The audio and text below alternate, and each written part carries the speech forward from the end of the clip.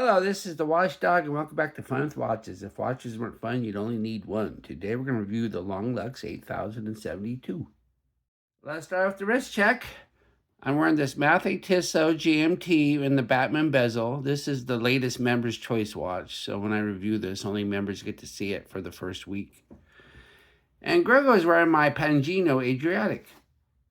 Grego said that he ran into Ventress the other day, and she said she was going to start a new group of Night Sisters. Grego said he better tell Master Skywalker. She said don't worry. Instead of focusing on the dark side of the Force, they were going to become a group of firefighters. She calls them nuns and hoses. Alright, let's take a look at the watch. Comes in a fairly plain, simple box. Nothing really in the box other than the watch, and that's fine. And here we go. Not a bad looking watch if you like them skeletonized. This is the fourth Longlux on my channel. Longlux makes very affordable automatic watches with Chinese movements, and quite a few of them are skeleton watches. This watch has an octagon bezel but looks nothing like a royal oak. If it is homaging something, I don't know what it is.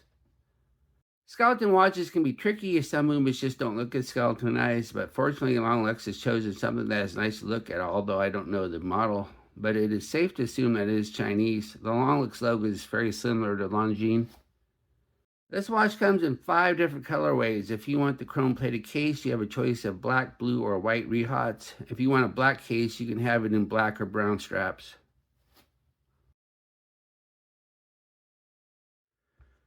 The watch is 42 millimeters wide if you don't count the crown guards, 49.3 millimeters lug to lug, and it's 13.6 millimeters thick, so it's a little chunky.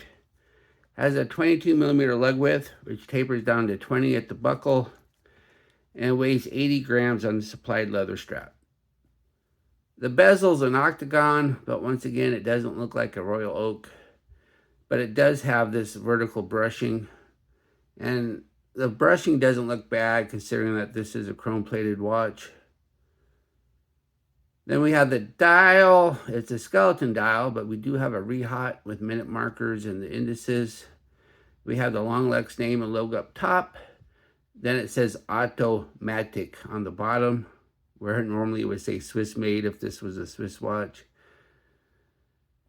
And then we have the fence post minute and hour hand, and we have a red spear tip second hand, and there is no date and no ghost date. The movement doesn't have a date, and that's fine because this is a skeleton watch and a date would just look bad. Then we have an unsigned push-pull crown, and this is an automatic, so I never have an issue with minute hand jump with an automatic. And as you can see too, the movement does not hack. So the crown action's fine. And you just get your basic 30 meters. Then we have the crystal, just flat mineral glass, does the job. Nothing wrong with it. And then we have the case. The case has the octagon shape of the bezel. And like I said, it's a little chunky. And it does have these nice little hex screws though, which is kind of a nice touch. Gives the watch a little flair and character. And once again, makes it so you know it's not trying to be a royal oak. And then we have the case back, and the case back's an actual screw down. These little notches here are not fake. So, and I took my wrench and I unscrewed it. I didn't take it all the way off, but just enough to verify that it was a screw down. So that's nice. Then it says mechanical movement, stainless steel back. When it says whenever it says stainless steel back, that's just a good tell that the rest is not. Then it gives the model number right there. And it's a display case back. And of course, this isn't sapphire either. That would just be silly. Underneath the case back, I don't know the movement. It's Chinese, it's mechanical, and it does not hack. And it's a 3 hertz. And I just look and look and look, and I can't see any writing on the movement. So if I was to tell you it was a certain type, I would just be guessing. But we'll go ahead and put it on the time grapher and see how it's doing. Here's the watch on the time grapher. As you can see, it's running about 11 to 12 seconds slow, which isn't horrible considering the price of this watch and the origin of the movement. We got a little bit of beat error, not much. And I do not know the lift angle of this movement, so I left it at the default 52 degrees. So I don't know if that amplitude reading is correct or not. But if it is, that's good amplitude. So not bad.